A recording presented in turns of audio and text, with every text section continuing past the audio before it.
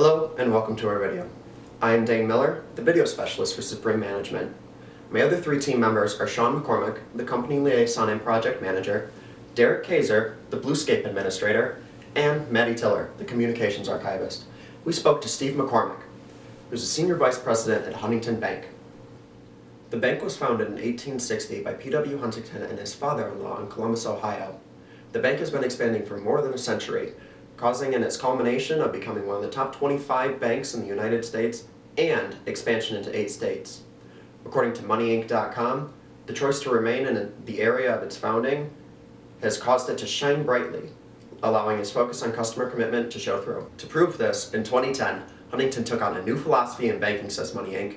Huntington decided to create a 24-hour window to resolve overdraft issues and also allows for checking accounts to be opened with no minimum balance.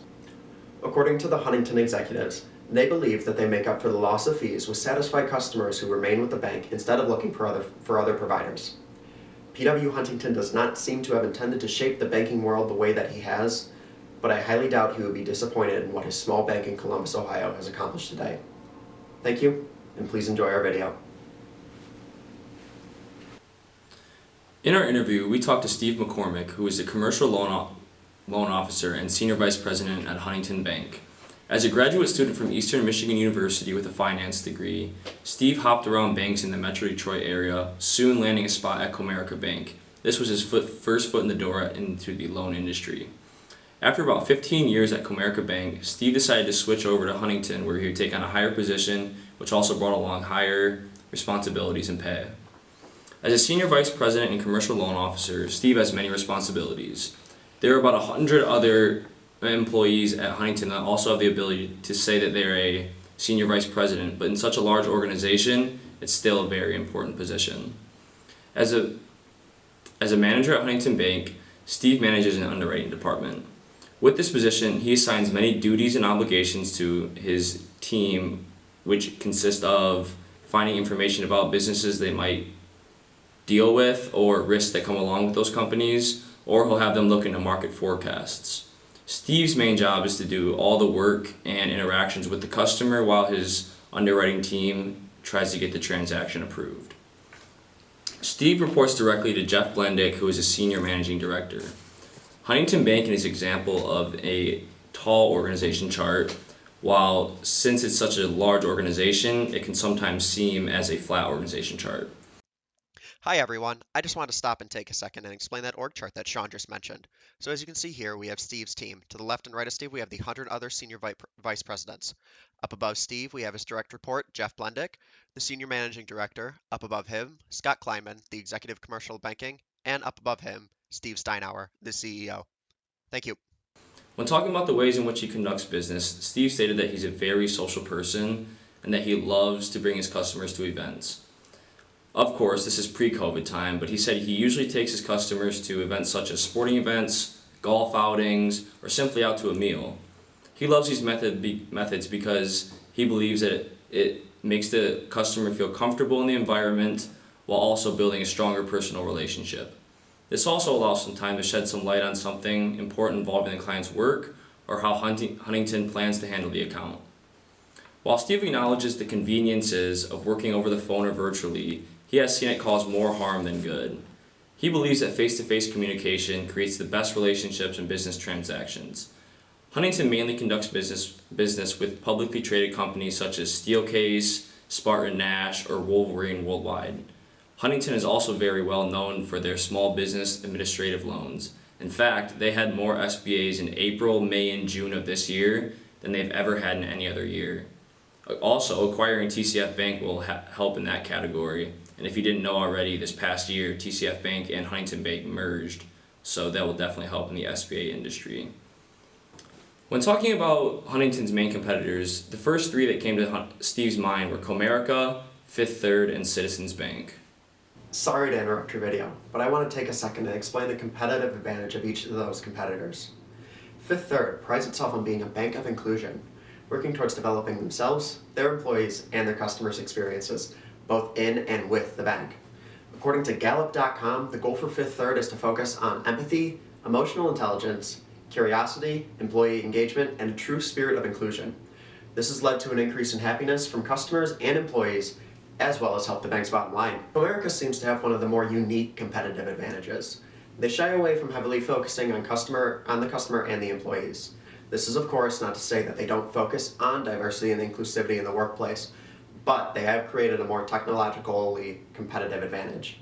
According to Affirmity.com, Comerica Bank has now begun to work with what is called an AAP planner. AAP stands for Affirmative Action Plan. Affirmity is quoted saying, with Affirmity's AAP planner software, the bank has long been able to automate plan preparation and ensure its AAPs are 100% technically compliant. This software saves them an extreme amount of time when it comes to compliance with government policies, putting them at the forefront of everyone's mind when it comes to audits. According to citizens themselves, their mission is to help our customers, colleagues, and communities reach their potential. They do this through their competitive advantage by positioning the bank as a community leader. Citizens Bank works to make their presence known, and so far, they've done it well. This community-first ideology is truly followed through with, not just as an ideology, but as a practice. This makes Citizens a more attractive bank to local people, as they have seen the good Citizens has done for their community. When asked about how Huntington separates themselves from competitors, Steve stated that every bank has their go-to, but Huntington's was service commitment. The difference could simply mean hopping in a car and going and grabbing a meal with a customer, or simply calling them and making sure they're up to date with any new information. To prove that Huntington has great service commitment, they have won multiple J.D. Power Awards for their customer service. This is a very prestigious award and it does not get handed out to anyone. Going along with this, Huntington received the #1 rated customer service app this past year due to the amount of continuous information they provide for their customers. When talking about managing his underwriting team, Steve said that the hardest part was that most of the problems come from a small, vocal minority.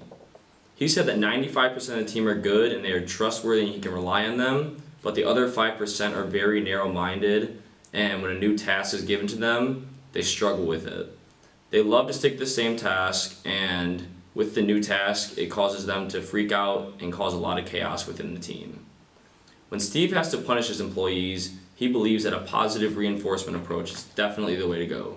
He believes that this is the best method because the only way the team will reach their goals is if they work together. Disagreements are going to happen, but having a lively conversation is the only way they're going to work through them together. Using coercive behavior on his employees will not only hurt the team, but it will hurt the business. If he sees somebody struggling, he would rather take a break from his work and help them, because criticizing them and not allowing them to do anything is going to have them drown. The world does not work on a sink or swim logic. Teamwork 99% of the time works. In our interview with Mr. McCormick, we talked about how scientific management would come into play in his everyday life at work and in his department, and if there are any time-saving activities that he likes to use and implement to increase productivity of his employees. We learned that a huge factor, the main one, really is just technology in general. Because with this, Steve and his employees are able to multitask a lot better. And he actually mentioned that he has a setup of 2 desktops and a laptop so that he's able to work on many other tasks while still focusing on one primary task and keeping everything running smooth and efficiently as possible. We also discussed what his daily schedule looks like and what some of his goals are, say monthly or yearly. On a normal day, Steve said he would have up to 5 or 6 meetings, and he also had to plan for meetings that may arise in between these ones.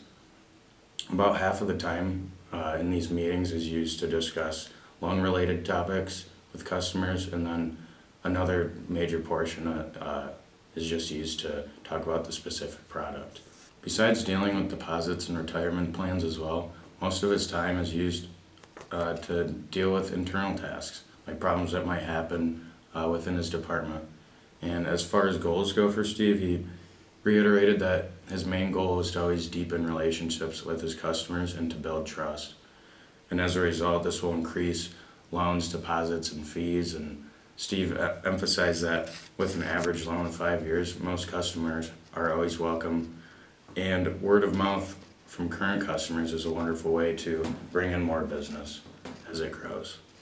Even after receiving so much information from Mr. McCormick, there was still even more important knowledge to learn from him. He told us what he looks for when hiring or promoting within the business. Contrary to popular belief, it is not always just based on the experience of the worker, but if the worker is able to bring business, people who bring business are important and highly sought after. They need to have the mentality of the customer is always right. And he says that workers must be able to form and maintain relationships in some way, shape, or form. On top of that, he looks for people that are growth-oriented as well as people who never compromise their integrity. He says that integrity is extremely important because you do not want to promote someone that you cannot trust or rely on. Once an employee loses the trust of the manager, it is nearly impossible to re-earn. This is a two-way street, however. If Steve were to lose referent power, it would be nearly impossible for him to re-earn that trust with his team. Steve also told us that his job consists of, and that cannot be learned from a Google search of his position. He is not just a manager of the business like his title would lead you to believe, but he is also a relationship manager. He needs to know how to build relationships with his team and how to keep those relationships thriving. Building relationships increases workplace satisfaction, helps find future opportunities, and lays the blueprint for future leadership roles. Because Steve works remotely, his communication richness with his employees may not be very high, depending on how he communicates with them. Face-to-face communication may be the costliest, but it is most beneficial. Sometimes phone calls and emails may not cut it, so we would recommend that he meets with his employees face-to-face every now and then to ensure that information richness is present.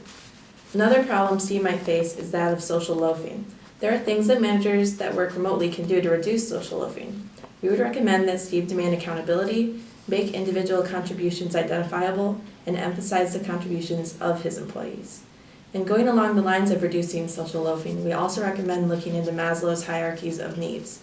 An employee has physiological needs, safety, belonging, esteem, and self-actualization needs that they will be even happier and more motivated to contribute to the company if that is present. Hi, I just wanted to say thank you for watching our video. We are Supreme Management, and this was our video on our interview with Steve McCormick of Huntington Bank. Now, please enjoy our sources.